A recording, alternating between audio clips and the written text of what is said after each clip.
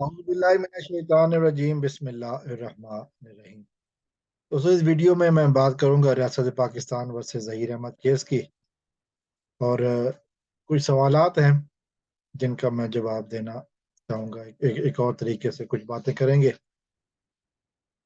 دیکھیے 16 اپریل 2022 بچی کو گھر سے غائب کیا گیا۔ اس کے بعد پھر بہت سارے واقعات ہیں جو کہ میں نہیں کہنا چاہوں گا، لیکن وہ ایک بات جہاں سے میں شروع کرنا چاہوں گا کہ کیوں بہت سارے لوگ اس کیس میں مہدی علی کاظمی صاحب کے ساتھ کھڑے ہوئے۔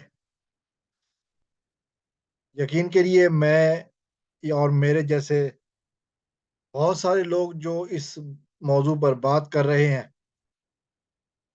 مہدی علی کاظمی کو نہیں جانتے، کبھی ان سے ملے بھی نہیں، کبھی ان سے بات بھی نہیں، بلکہ نام بھی نہیں سنا ہوگا۔ کیا وجہ ہے کہ ہم ان کو سپورٹ کر رہے ہیں؟ ہمیں ان سے کیا لالچ ہے، کیا تمنا ہے؟ کیا ہماری لالچ اور ہماری تمنا وہی ہے کہ جو ظہیر گینگ کے سوشل میڈیا ونگ بتاتا ہے، یا کچھ اور ہے؟ انہی عنوان سے آج میں تھوڑی سی بات کرنا چاہوں گا کہ ظہیر گینگ کا جو سوشل میڈیا ونگ ہے جس کی قیادت زنیرہ ماہم کر رہی ہیں، انہوں نے ایک بیانیہ بنایا ہوا ہے، ایک مخصوص انداز اپنایا ہوا ہے، اور وہ بھی خاص طور پہ اس میں شدت آئی ہے 6 جنوری 2023 کے بعد، جب بچی کو عدالت نے والدین کے ساتھ بھیج دیا۔ یوٹیوبر پر ذاتیات حملے بہت پہلے کے ہو رہے ہیں۔ جو بندہ اس موضوع پر مہدی علی کاظمی صاحب کے حق میں بولے، اس کو طرح طرح کے تضحیک کا نشانہ بنایا جاتا ہے، طرح طرح کے اس کے اوپر بیڈ کامنٹس کیے جاتے ہیں، طرح طرح کے اس کو دھمکیاں دی جاتی ہیں۔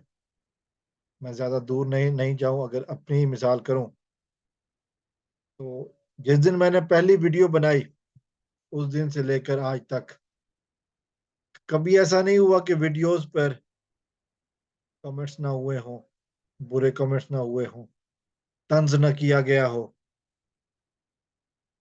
یا گالیاں نہ دی گئی ہوں۔ ایک عام سی بات ہو گئی ہے۔ کیا وجہ ہے کہ ہم نے اس تمام ایٹیٹیوڈ کے باوجود مہدی کاظمی کا ساتھ دینے کا فیصلہ کیا اور اس پر قائم رہے؟ سوچنے کی بات ہے۔ میں نے جیسے پہلے کہا، مہدی علی کاظمی کو میں جانتا نہیں ہوں، میں تو اب آپ کیجیے گا، میں تو ان کا نام بھی نہیں جانتا تھا، اور 100% جو ان کے حق میں آواز اٹھانے والے ہیں وہ ان کا نام نہیں جانتے تھے، کوئی گنجائش بھی نہیں۔ لیکن آج مہدی علی کاظمی پورے پاکستان میں مظلوم کی آواز بن چکا ہے، ظلم کے آگے کھڑا ہونے کا آواز بن چکا ہے۔ کسی بچی کو اغوا کرنے والوں کے سامنے ایک باپ کھڑا ہوا اور پھر اس نے بتایا کہ بچی کو حاصل کرنے تک چین سے نہیں بیٹھے گا، اور پھر درندوں کو سزا دلوانے تک۔ تو ہم نے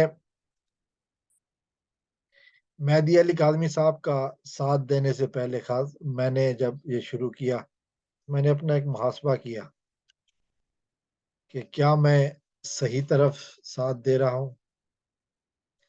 سوراب برکت، ماریا علی اور نجم زہرا اور ان سب کی باتیں چھوڑ دیں، کیا میں صحیح ہوں؟ اب اپنا ذاتی محاسبہ کیا، صحیح کون ہے اور میں کس طرف جا رہا ہوں۔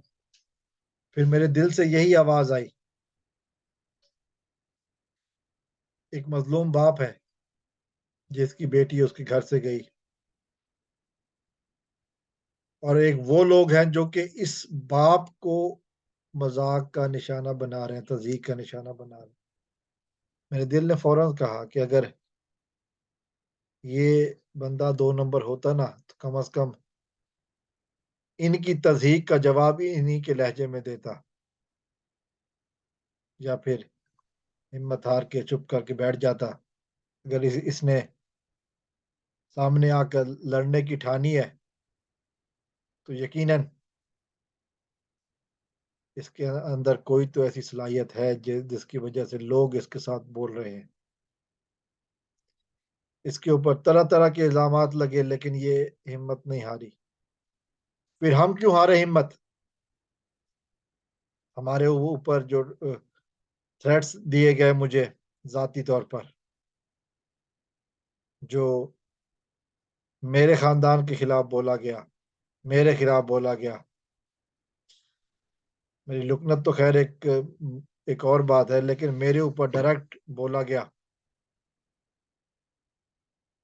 لیکن میں نے ہمت نہیں ہاری اور نہ ہی آئندہ ایسا میرا کوئی ارادہ ہے۔ تم اپنے سرکش کے سارے تیر آزماؤ، ہم اپنا جگر ہم بھی آزمائیں گے،